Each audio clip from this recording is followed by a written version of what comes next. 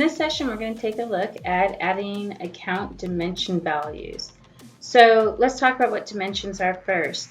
They are ways for you to break down both your income account categories and your expense count categories. For example, some people may do it by product, or let's see here, expense type. So for example, maybe marketing and administration, that type of thing. So let's take a look at how we add those. Go over here to finance and dimensions, and then here you see that there's already some kind of dimension set up here.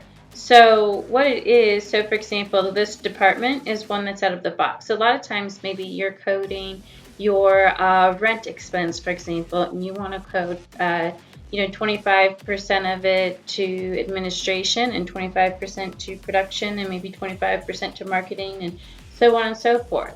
So what you do is you have your dimensions, and then you look at your dimension values, and you have different departments. And you can have an unlimited amount of dimension values as well.